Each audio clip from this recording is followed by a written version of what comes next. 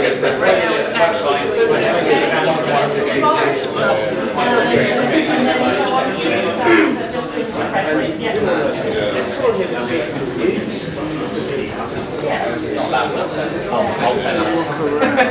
it's brilliant.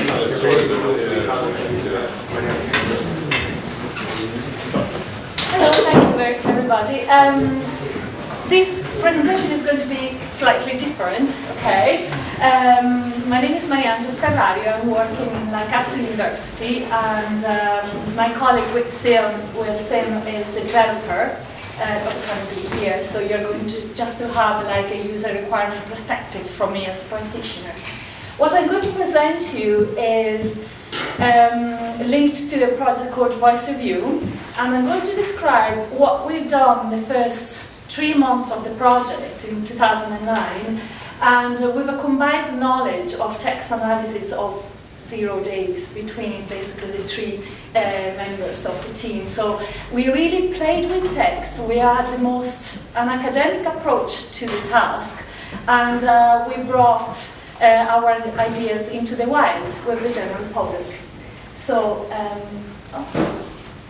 so the first case study, I'm going to describe something we did at Lancaster. So we'd like more color, pop plants and features on the roads. And just like those words. More color, pictures on the wall. I don't know if you heard it, but basically, probably not particularly. Good breathing.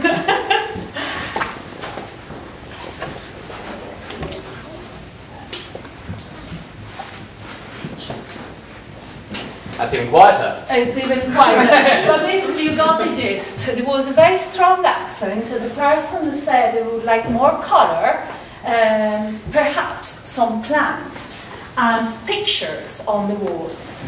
And how did you get that? Basically through an experiment we did in Lancaster Library. Very simply, when we started in late July 2009, the Lancaster Central Library was undergoing a major refurbishment funded by the Big Lottery Fund. And we said, that would be quite interesting to work with yourself and to capture the people's views about the refurbishment as soon as it opens.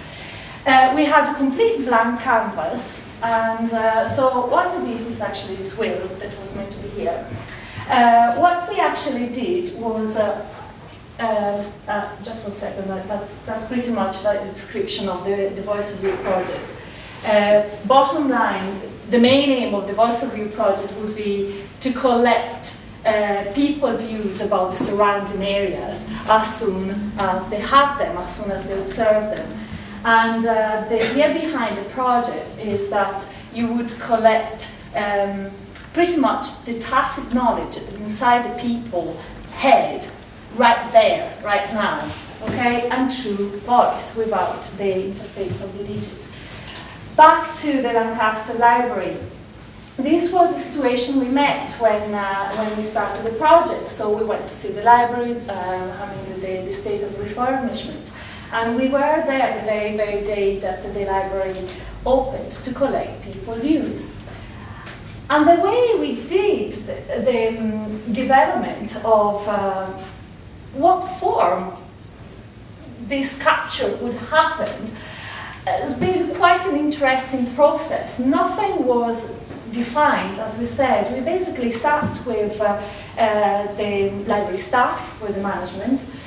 We went through a couple of brainstorm events, and then we would develop, like, the initial idea was about, like, say, a round box where people could lock themselves in and just speak and say, today I think the library is great, or you could improve this and that. We even just then developed the idea of a sofa with a personality you could sit on and just basically just say what happened, you happen to have in mind and so forth. In the end, we went for this setup. And I'm going to describe this a bit better, but basically it was an handset people could just basically lift, leave a 20-second message, automatically the speech was turned into text, and then we applied a classifier to extract summaries, like say for example what topic the person was leaving the comment about and what sentiment had. And we had these summaries represented in these orbs around the library. So this is pretty much what happened. It was a 6 weeks installation, and we collected around 2,000 comments from over 600 people. The way it was set up, and we'll basically set the thing up, was the comment were collected and then automatically passed on services called Spinbox, and now it's been acquired by Nuance. And they were turning it from the speech into text. Meanwhile, when that was turned into text, we applied a classifier system was developed in Lancaster University called W-Matrix. And then by extracting like the topic that the comment was about and the sentiment, we would display on the screen like orbs that were changing color. So say for example, if the music corner was receiving poor comments, it was displayed as a red orb, or if the staff was getting a positive comment, was displayed as a green orb. And that was happening in near real time. So you are expert in that, but we were really just dabbling in it at the very beginning. So that's what we did, was basically just using the tagger, the semantic tagger users, and we were mainly looking at the first noun and then extracting the semantic tag from the first noun. If there was no first noun, we were looking at the adjective or the next part of speech. We did an evaluation of the system, and the best effort pretty much like determining whether the tagging was accurate or not accurate, and was rated by 6 different researchers, was around 78% of the time.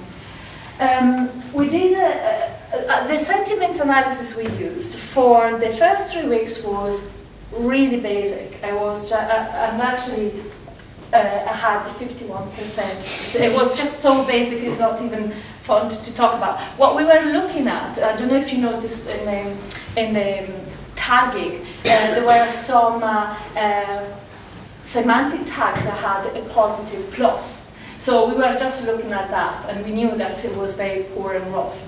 But then we started to just basically we churned our comments, the comments we received, through off-the-shelf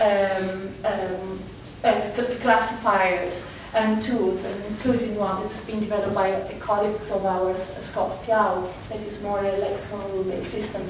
And just see how they performed, how they scored. And what we found, I don't know if you're familiar with README, it's another tool that I had. It was a bit of a spotlight with Crimson Hexagon, because they're doing quite large categorization of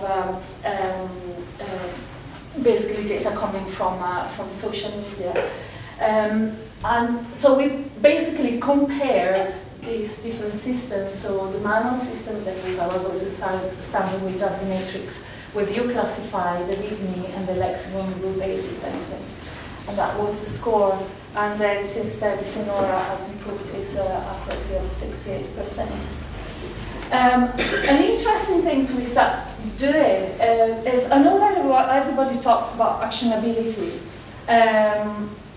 but they really wanted to programmatically see what is actionable. So not just like, yeah, okay, we put together bits of information and we found out that there is something that needs to be done. We actually wanted to see beyond what people thought, but also the creative suggestion that people were giving. So not only they didn't like something, but we wanted to pick automatically what a suggestion that people were making. So we classified manually, the comments as non-actionable, somewhat actionable, and actionable when there was a very clear suggestion and we wanted to tap into that.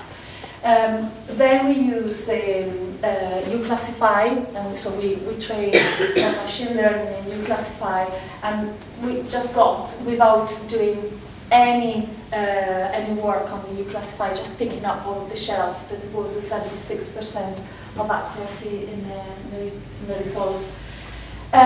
What was great and what was more of interest for me, because I was liaising with the key stakeholders, was that they loved the system.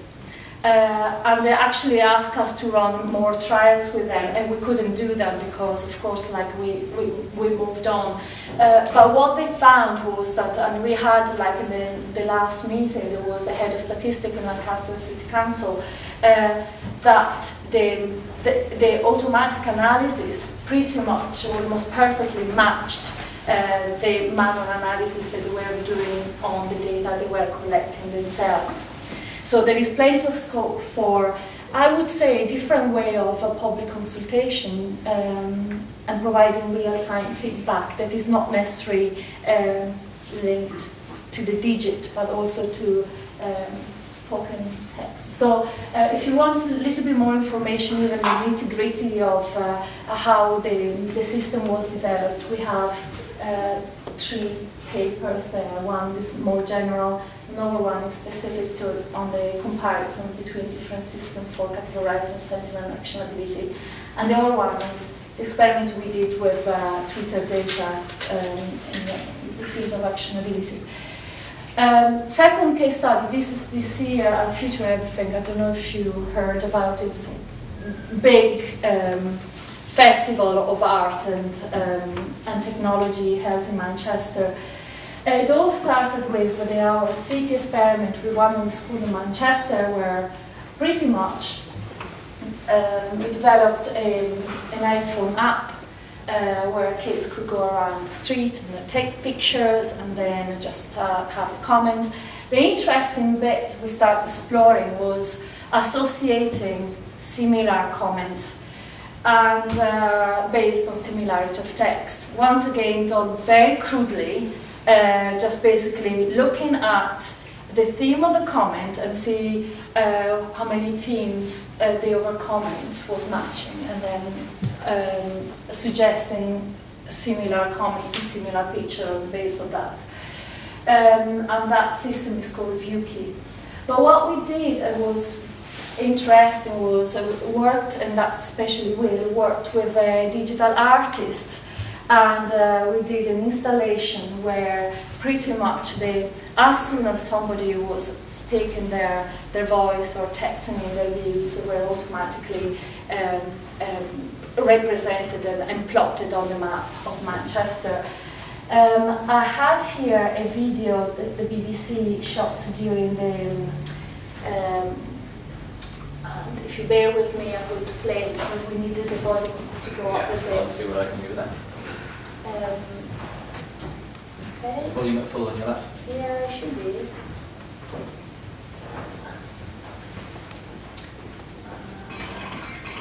It's very low. That's right on bottom right. Yeah, bottom right. Up there. Yeah, there you go. Okay. That's a bit better. Okay. So,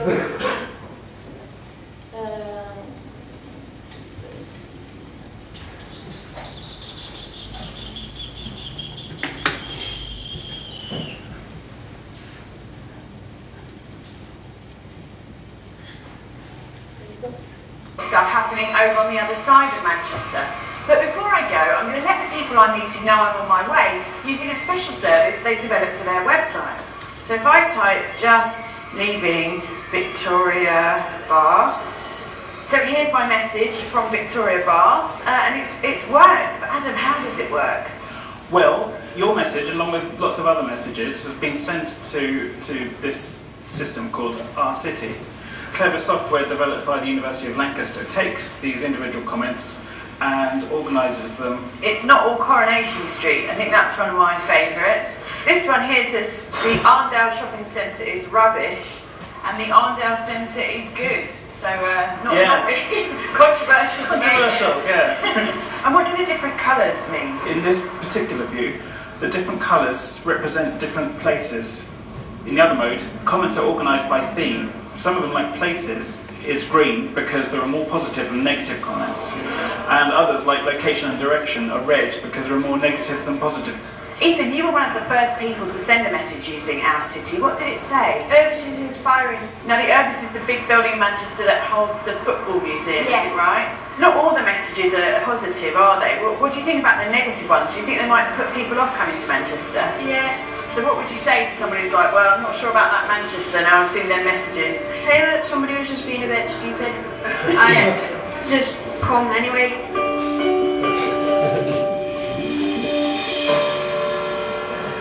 So just to conclude that, the next step for that, we're coming up with the idea of a buzz map, and perhaps just go beyond like the voice and text input and start looking at like a heat camera for motion detection and have this sort of installation perhaps in a kind of a larger area like this size, so that people may check, okay, what's going on during maybe a concert or an event. We are actually testing for the Open Day in Lancaster, and just basically by moving into one direction, interacting with the system. So, this is just to give a flavour of what, is playing with text, pretty much, and at the university we have the luxury to do so, and hopefully we have opportunity to do more of that. Okay, so that's... Thank you.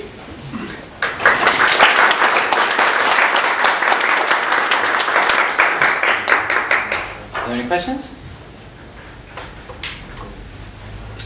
Yep. The actionable stuff. Yeah. You had to train, did the humans say that, okay, we need more bins in the library, so the action areas have more bins, right? Yeah. And then the later actions, were they predicted, or were they all human classified? What we've been doing now is that the first step was, okay, first of all, get an idea as human what is actionable, okay, and start classifying. They are manually classified, and then we start looking at ways of automatically extracting. Say, for example, we start seeing that they are looking at the grammatical structure that recur more often in actionable comments, and they usually are modal verbs and so forth. We ran a second test we did, and we submitted the paper for the Wisdom Conference. We looked at tweets, okay, and we look at, say, for example, over a sample of over a month of tweets. What was the average level of actionability, manually annotated? And then we pick a couple of episodes of BBC Question Times that triggered quite a lot of public interest, and noticed that